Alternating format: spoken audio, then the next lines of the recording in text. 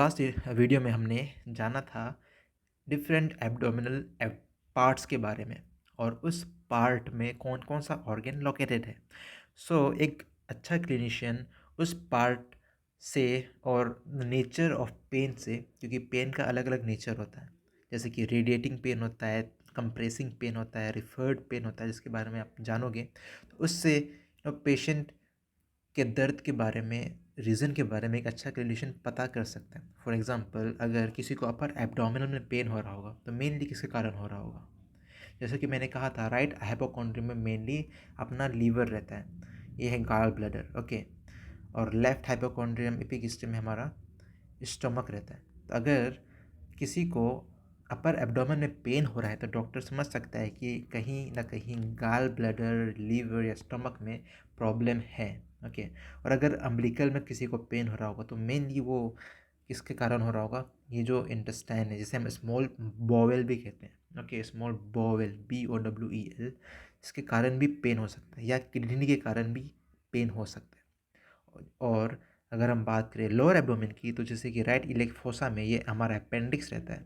तो अगर किसी को नीचे में पेन हो रहा है, खासकर राइट इलियक फोसा में, तो अपेंडिक्स का प्रॉब्लम हो सकता है। या अगर हम हाइपोगैस्ट्रियम की बात करें तो उसमें पेन हो सकता है यूरिनरी ब्लैडर का, ओके। लोअर एब्डोमेन में भी बहुत सारे पेन है। किसी की प्रेग्नेंट वीमेन को भी पेन हो सकता है नीचे में, बिकॉज यूटरस उधर ही होता है।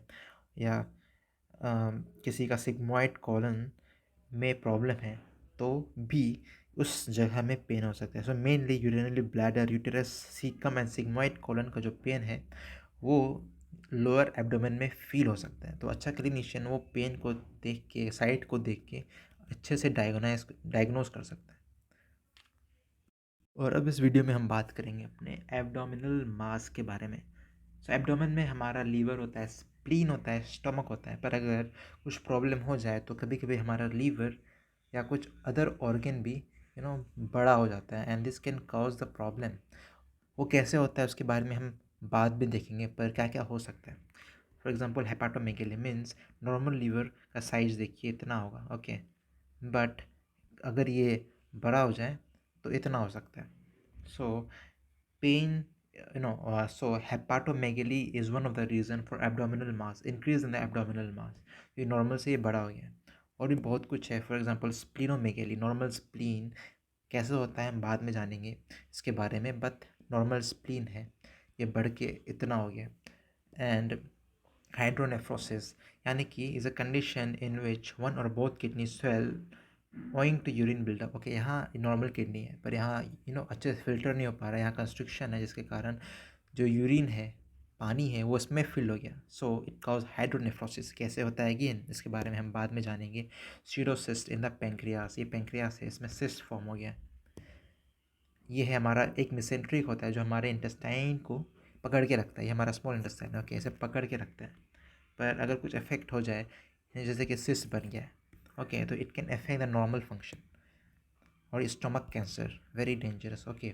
ये भी कैसे होता है, मेनली अल्कोहल अगर हम ज़्यादा पिए, बहुत कुछ है, पर इसके बारे में हम बाद में जानेंगे। तो एब्नॉर्मल मास इंक्रीज होने के कारण ये भी हो सकता है कि आपको स्टमक कैंसर हुआ हो, या enlargement of the gall bladder. Mainly gall bladder इतना तक ही रहेगा, पर कभी कभी मेटाप्लेशिया कहते हैं, ज़्यादा सेल बनना, तो कभी कभी ये बड़ा हो जाता है, ओके। इसका भी कैंसर होता है, अगर इसे ट्रीट ना किया जाए तो ये कैंसर में बदल सकता है। इनलार्जमेंट ऑफ गाल ब्लैडर, ये हमारा क्या पता है, ये इंटेस्टाइन है, ये कॉन्स्टिपेटेड इंसान का पेट है। बहुत साल से उसको टॉयलेट नहीं लगा था, जब डॉक्टर ने निकाला तो बहुत ज़्यादा टॉयलेट मिला इसमें, ओके। तो इसे साफ़ किया गया, फिर से इंटेस्टाइन में, फिर आदमी पे लगाया गया। This is the case of enlargement of the intestine due to constipation. और कभी कभी प्रोस्टेट के कारण फ्लो नहीं हो पाता यूरिन, तो इसमें भी फिर एक्यूमुलेट होने लगता है, और कहीं ना कहीं ये भी इनलार्ज हो जाता है। एंड ओवेरियन सिस्ट, ये है नॉर्मल ओवेरी, पर ओवेरियन सिस्ट, सिस्ट फॉर्मेशन के कारण ये थोड़ा बड़ा हो गया साइज में, okay, size has been increase. This is the reason of increase in the abdominal mass. और बात करेंगे तो अपेंडिक्स की, जो कि राइट इलियक फोसा में होता है, तो उसमें भी अगर कुछ प्रॉब्लम हुआ, इन्फ्लेम अपेंडिक्स या कुछ हो गया, तो उसमें भी हम इन्फ्लेमेशन देख सकते हैं। और बहुत सारे चीज़ें, ट्यूमर होना, ओके, तो ये सब के बारे में हम डिटेल में बात करेंगे अपने आगे आने वाली वीडियो में। तो यही था आज के वीडियो में। Thank you.